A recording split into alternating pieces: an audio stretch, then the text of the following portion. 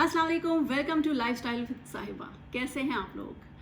सबसे पहले तो आप लोगों का बहुत बहुत शुक्रिया कि आप लोग मेरी वीडियोस पसंद कर रहे हैं, प्यारे प्यारे कमेंट्स कर रहे हैं और जो कोई मशवरा आप मुझे देते हैं या जिस तरह की वीडियोस आप देखना पसंद करते हैं वो उसमें भी मैं गौर करती हूँ और आपके कमेंट्स पढ़ती हूँ और उनका जवाब भी देती हूँ और हार्ट भी देती हूँ, लाइक भी करती हूँ। अच्छा, तो बड़ी ईद आ रही है, ईद उल अज़हा, और बड़ी ईद की बड़ी तैयारियां होती हैं, लेकिन कुछ हालात ऐसे हैं कि थोड़ी ज़ाहिर है मुश्किल आएगी, लेकिन मैंने सोचा कि चलें जैसे मैं ख़ुद तैयारी करती हूँ ईद की, ईद से पहले, तो क्यों ना वो आपसे शेयर कर ली जाए ताकि आपको भी आसानी हो जाए। कुछ आप भूले हो तो मुझे भी मशवरा दे दें आप कमेंट करके, और जो चीज़ें मैं पहले से तैयार करके रखती हूँ वो आप लोग मुझसे आइडिया ले सकते हैं। तो पहली चीज़ सबसे पहले अपनी ग्रॉसरी की लिस्ट बनाएं, जो कि बहुत ज़रूरी है, क्योंकि ये वाली जो ईद है ना, ये तो है ही खाने पीने की ईद कुर्बान है और खाना पीना, इसमें दावतें भी चलती हैं। वैसे तो इतना आना जाना ज़ाहिर है इन हालात में रिश्तेदारों का, दोस्तों का इतना ज़्यादा नहीं है, लेकिन फिर भी घर में लोग मज़े मज़े के खाने बना कर खाते हैं। तो सबसे पहले ग्रॉसरी की लिस्ट बनाएं, उसमें जो चीज़ें शामिल मैं सोचती हूँ कि बड़ी ईद के हवाले से करनी चाहिए, वो सारे तमाम मसाला जात और मुख्तलिफ़ किस्म की चीज़ें, ऑयल, ये वो सब तरह की चीज़ें। और उसके अलावा एक इम्पॉर्टेंट चीज़, जो शॉपिंग बैग्स होते हैं गोश्त बांटने के लिए ये देखिए, इस तरह के मैंने नए वाले, क्योंकि अक्सर उस दिन ये होता है कि क्यों लेकर आना, वो गोश्त डालने के लिए या गोश्त देने के लिए आपके पास कोई चीज़ नहीं होती, तो आप इधर उधर से शॉपर्स मांगते रहते हैं।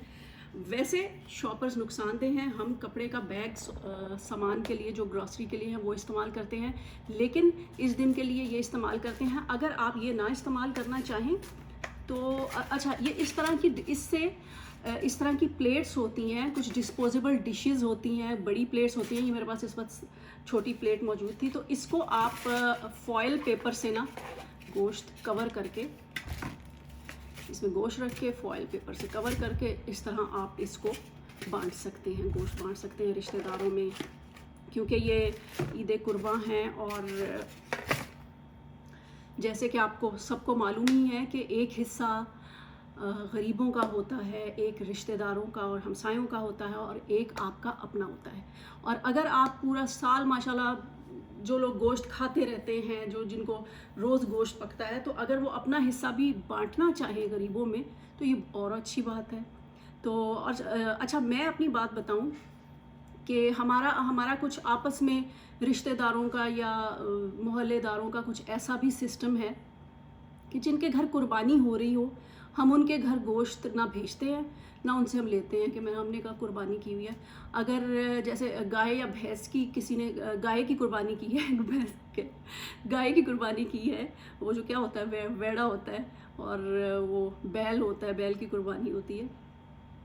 तो किसी ने बकरे की कुर्बानी की है तो हम बकरे का गोश्त ले लेते हैं, उनको गाय या बैल का गोश्त दे देते हैं। किसी ने ऊँट की कुर्बानी की है तो वो एक स्पेशल चीज़ है, वो ले लेते हैं।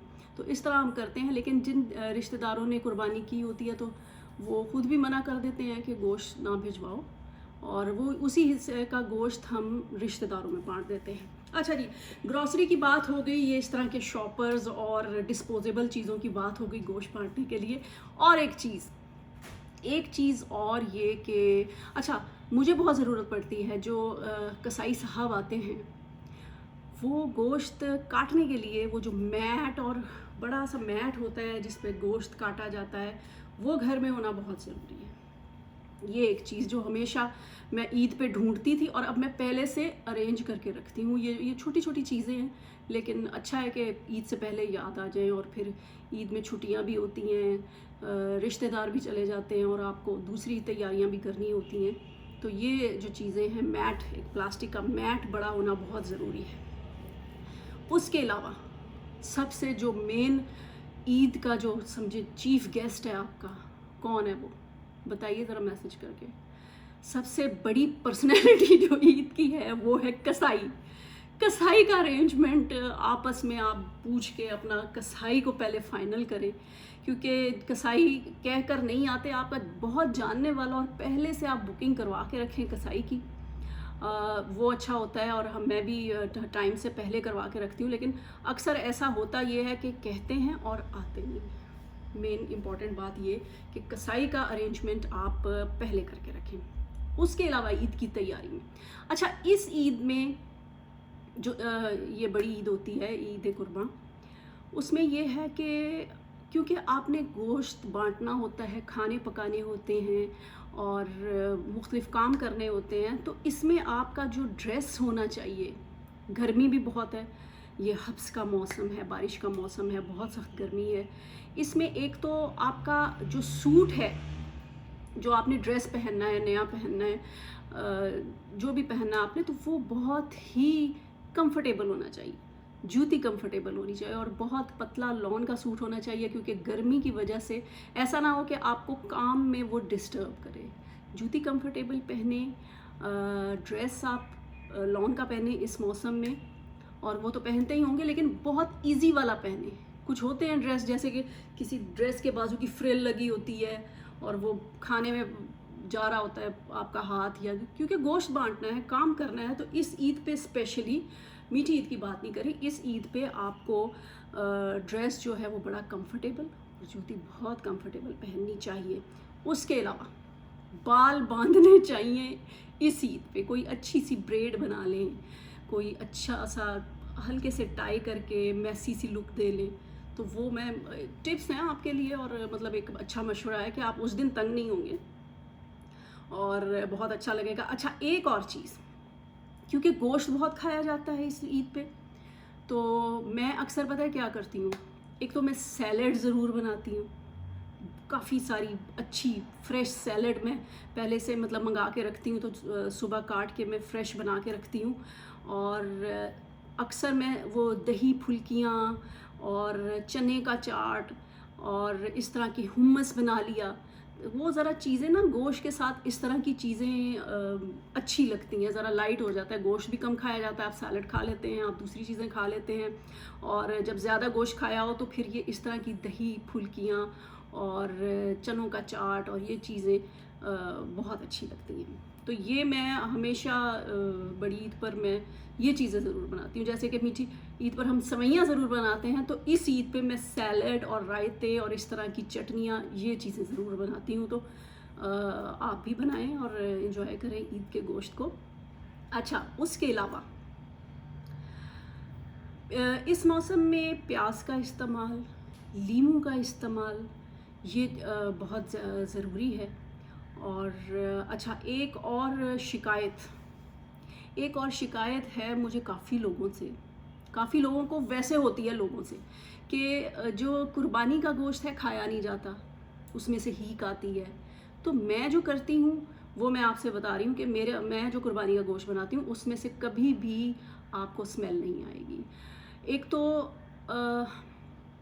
उसी की चर्बी में आप पकाएं, चर्बी जो होती है वो ऑयल होता है, आप उसमें एक्स्ट्रा ऑयल मत डालें, साबुत मसाले थोड़े से डालें, लहसुन डालें, और छोटी इलायची जो होती है, जिसे सब्ज़ इलायची कहते हैं, अगर वो आप 2-3 दाने डाल देंगे आपके गोश्त, और उसके अलावा घी में तो ज़ाहिर है आप अच्छा भूनेंगे ही, तो आपको ईद के गोश्त में से, कुर्बानी के गोश्त में से हीक जो है, स्मेल जो है, वो बिल्कुल नहीं आएगी। ये एक बहुत अच्छा मशवरा, एक टिप है, एक बहुत अच्छा, क्योंकि बहुत से लोगों को शिकायत होती है। और आप करके देखिएगा इंशाल्लाह इस ईद पे, ये जो मैं मशवरे दे रही हूँ आपको टाइम से पहले, तो ज़रूर कीजिएगा। गोश्त को बहुत अच्छी तरह भूनना है, उसी की कोशिश करें, ऑयल मत डालें, वही चर्बी लेकर वो आप देखेंगे एकदम मेल्ट हो जाएगी, भूनने भूनने में ना वो घुल जाएगी, और बड़ा अच्छा टेस्ट आएगा गोश्त का, बहुत अच्छा टेस्ट। और आप एक नेचुरल चीज़ खा रहे होंगे आप, मतलब प्रोसेस्ड, जैसे ऑयल होता है, पूरा प्रोसीजर होता है ऑयल बनने का, उस तरह नहीं होता। एक देसी चीज़, एक अच्छी चीज़, एक फ़ायदेमंद चीज़ खा रहे हैं, क्योंकि वो वाला फ़ैट भी आपके लिए फ़ायदेमंद है। तो ये था मेरी बड़ी ईद की बड़ी तैयारी, और कोशिश करें कि आप लोग कम से कम मिलें इस ईद पे, पिछली ईद वाला हाल ना हो, और मज़े मज़े के खाने पकाकर घर में खाएं, एंजॉय करें और म्यूज़िक लगा लें और कुछ नहीं तो लेकिन बस ये है कि मेन मकसद यही है कि जो लोग पूरा साल गोश्त नहीं खाते उन तक गोश्त पहुंचाया जाए, और ज़्यादा से ज़्यादा पहुंचाया जाए। आप लोग रखें अपने लिए 1 2 3 दिन का, और पकाएं और दावत करें अपनी और अपने एक आध कोई करीबी रिश्तेदार को बुला लें।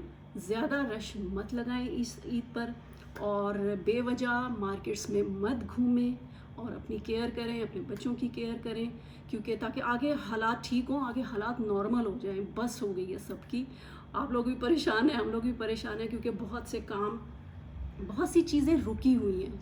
तो मेरी दुआ है कि अब वो चीज़ें आहिस्ता आहिस्ता नॉर्मल हो जाएं और सब कुछ बेहतर हो जाए, लोगों के कारोबार बेहतर हो जाए। अब देखिए मेरा भी सैलून उसको कितने महीने हो गए हैं, पहले 2 महीने चला है, फिर 4 महीने से बंद, अब फिर दोबारा ईद के ये जो 2 वीक हैं उनमें खुला है। आप लोग आएँ, सर्विसेज लें ज़रूर, और ईद पे अपनी स्किन और हेयर केयर भी ज़रूर रखें ताकि आपकी ईद के दिन स्किन ग्लो करे। और मैं अपनी अगली वीडियो में बताऊंगी अपनी स्किन केयर रूटीन और बालों की कुछ टोटके, देसी टोटके चलिए फिर आपसे इजाज़त लेते हैं। मेरी तरफ से एडवांस ईद मुबारक, ईद की खुशियाँ मुबारक, और केयर ज़रूर करनी है, कम कम मिलना है और खुश ज़्यादा होना है।